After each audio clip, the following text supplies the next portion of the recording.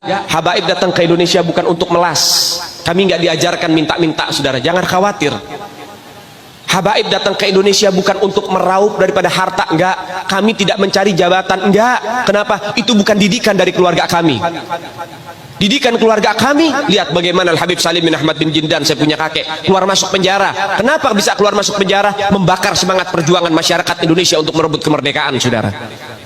Al Habib Ali bin Abdurrahman Al-Habsyi Kuitang, beliau yang memfatwakan ketika tanggal 17 Agustus Soekarno membacakan teks proklamasi mendeklarasi daripada kemerdekaan Indonesia. Beliau di hari Jumat itu, ba'da Jumat, beliau fatwakan, sekarang saya fatwakan setiap tanggal 17 Agustus wajib pasang bendera merah putih di rumah-rumah kalian. Siapa yang nyuruh? Itu fatwa Habib Ali bin Abdurrahman Al-Habsyi Kuitang.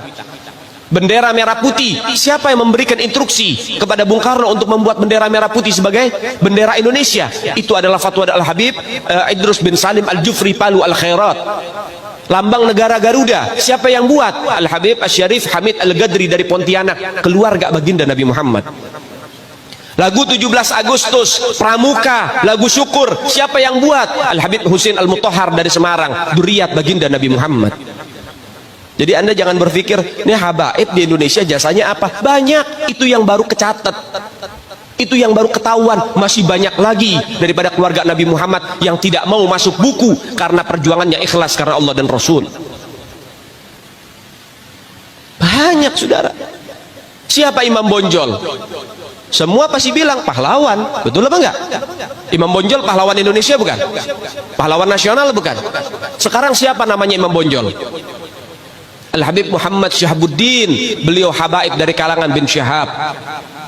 Imam Bonjol itu bin Syahab, masih daripada kakeknya Habib Rizik, saudara sekalian.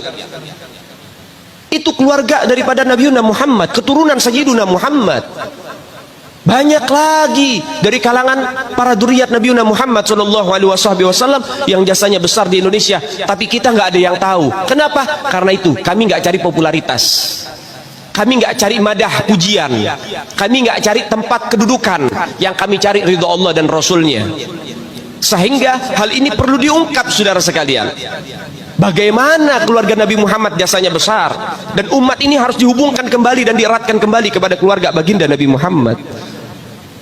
Ini akhir zaman, kita semua ngelihat kok bagaimana gencar-gencarnya di media sosial apa upaya untuk supaya memisahkan umat Islam dengan keluarga baginda Nabi Muhammad. Upaya keras supaya habaib dibenci ada di Indonesia. Mulai Habib dengan kiai diadu, Habib dengan ustadz diadu. Mulai ada hal-hal semacam itu. Apa? Dendam politik, saudara. Gak keluar dari situ. Karena dendamnya kepada Habib Rizik sehingga akhirnya demikian. Habib Rizik itu siapa? Keluarga Nabi Muhammad, keturunan Nabi Muhammad, cucunya Nabi Muhammad. Beliau bukan penjahat kok, bukan koruptor. Beliau nggak pernah bawa lari uang rakyat. Beliau nggak pernah ngerugiin negara. Beliau tidak pernah mencemarkan nama baik negara. Beliau itu bukan penjahat, saudara. Bukan penjahat. Apa masalahnya dia? Sehingga dicecar sedemikian rupa, cuman masalah prokes doang 4 tahun, saudara. Berapa banyak di luar sana pejabat, aparat, bahkan rakyat yang melanggar prokes gak ada yang ditahan. Kenapa cuman Habib Rizik yang ditahan? Ini upaya untuk supaya umat Islam benci terhadap keluarga baginda Nabi Muhammad.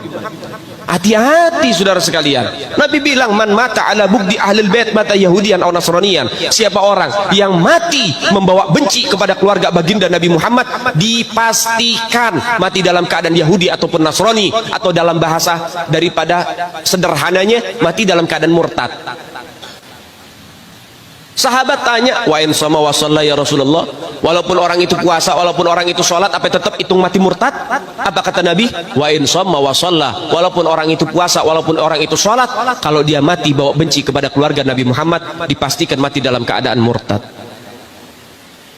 Ini Nabi yang punya mau, bukan kita habaib. Dan seharusnya yang membahas masalah fadailul ahlul bait, keutamaan para habaib, bukan dari mulut saya, bukan dari mulut Habib Khalid wala Habib yang lain, bukan, tapi daripada mulut para guru-guru kita. Mereka yang lebih punya kewajiban untuk membahas masalah ini ke umat, saudara. Kenapa? Supaya tidak ada fitnah. Kalau saya yang bicara begini, akan ada pertanyaan, itu maunya Habib, itu maunya dia, itu mah dalil buat-buatan dia. Terserah Anda.